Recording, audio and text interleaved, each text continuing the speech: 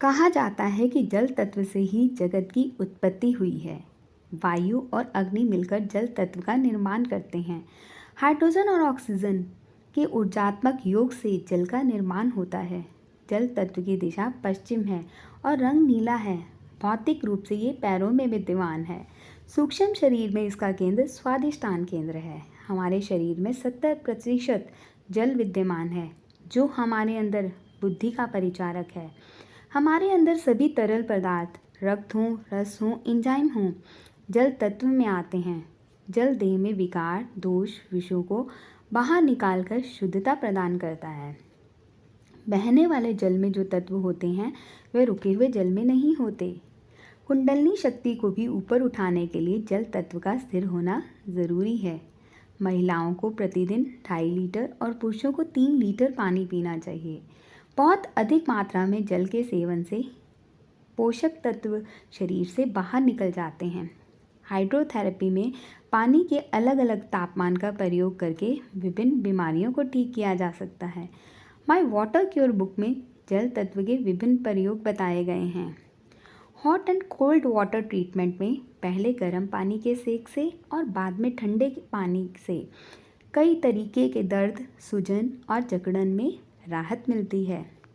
ये आर्थराइटिस के दर्द में भी कामयाब है। मोच या चोट में कोल्ड थेरेपी दी जाती है।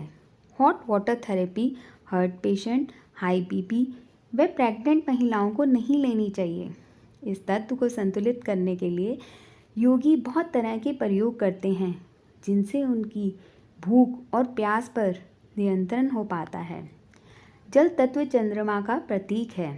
इस तत्व के असंतुलन से बहुमूत्र, स्वपन दोष, सोम, प्रदर, जुकाम और खांसी जैसे रोग होते हैं।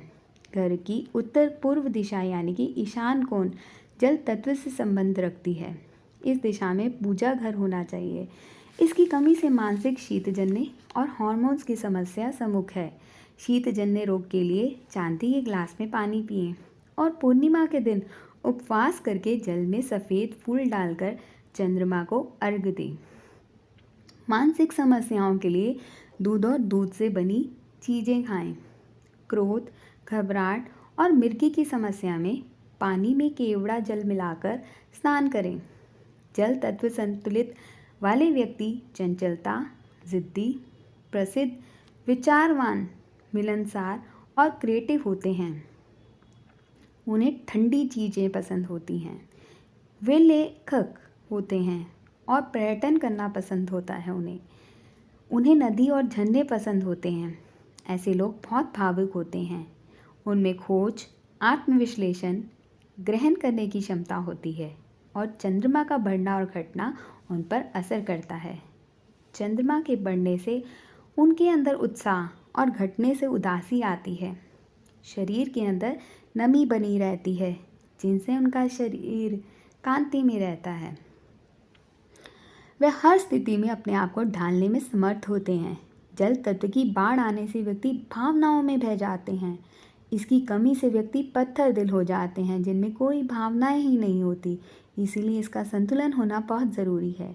जल तत्व कम होने से डिहाइड्रेशन बढ़ जाती है। कब्ज होना स्त्री पुरुष के मानसिक समस्याओं का कारण और रिप्रोडक्टिव प्रॉब्लम्स का कारण और यूरिन इन्फेक्शन का कारण भी जल तत्व की कमी ही है। पानी हर चीज़ को साफ करता है। बॉडी की डिटॉक्सिफिकेशन के लिए भी पानी पीना बहुत ज़रूरी है। गुनगुने पानी में अदरक, नींबू व पुदीना और तुलसी के पत्ते डालकर रख दें और कुछ देर बाद इस पानी को पिएं। ये हमारे शरीर में विषयों को बाहर निकालने में मदद करता है। जल तत्व का संबंध रस से है। इसके असंतुलन से स्वादिष्ट भोजन में भी रस नहीं आता। रस की अनुभूति करने के लिए कभी कभी हमें जो चीज़ें खाने की इच्छा हो उनकी कल्पना करनी चाहिए, ताकि वो रस हमारी जीभ में अपने आप ही सहज रूप से प्रकट हो पाए। जल तत्व को संतुलित करने के लिए जल को पीने से पहले सकारात्मक ऊर्जा से चार्ज करना चाहिए कि ये जल मुझे बुद्धि, शक्ति व बल प्रदान करेगा। ये मेरे अंदर रोगों को दूर करेगा। आजकल साइंटिस्ट का भी ये मानना है कि जल में मेमोरी को रिसेप्ट करने की ताकत होती है, इसलिए बड़े प्रसन्नचित्त होकर जल ग्रहण करें। जल नेति करें, रोज़ स्नान करें और स्नान करते वक्त शॉवर के आगे झरने के शीतल जल की कल्पना करें। यूरोपियन देशों में जहाँ बहुत ठंड होती है, वहाँ लोगों को स्नान के महत्व का नहीं पता होता, इसलिए वे कई दिन तक नहाते ही नहीं हैं। इसीलिए वो कई बीमारियों का भी शिकार हो जाते हैं। शीतली प्राणायाम करें। शीतली प्राणायाम करने के लिए पद्मासन में आंखें बंद करके बैठ जाएं। हाथों को ज्ञान मुद्रा में घुटनों पर रख लें। अपनी जीभ को बाहर निकालें। एक नली यानी कि पाइप की तरह आकार दें। नली नुमा जीभ के सहारे श्वास को धीरे धीरे अंदर खींचें और पेट में भरकर मुंह बंद कर लें। जबड़े के अगले हिस्से को छाती से छटा लें। कुछ देर श्वास रोकें, फिर गर्दन को सीधा कर नाक से श्वास बाहर निकाल दें। बहुत गर्मी लगती हो तो 10 मिनट ये करने से शीतलता मिलती है। ये प्राणायाम डिप्रेशन के मरीजों के लिए रामबाण है। हाइड्रोथेरेपी करें। हॉट एंड कोल्ड ट्रीटमेंट करें। गुनगुने पानी में शरीर को कुछ देर डुबा लें, जिससे तनाव कम होता है और मांसपेशियों को भी आराम मिलता है। चंद्रमा पर कुछ देर त्राटक करें। जल मुद्रा करें। जल मुद्रा कैसे की जाती है? पश्चिम दिशा में आरामदायक आसन पद्मासन या सुखासन में बैठ जाएं। अपने सबसे छोटी उंगली यानी कि लिटिल फिंगर की टिप को अंगूठे की टिप से जोड़ दें और बाकी सब उंगलियां सीधी रखें और स्वादिष्टान केंद्र पर ध्यान करके वम मंत्र का उच्चारण करें। ये सब प्रयोग करके आप अपने जल तत्व को नियंत्रित करें और खुश रहें और प्रसन्न रहें। और वीडियो को लाइक और शेयर ज़रूर करें। चैनल को सब्सक्राइब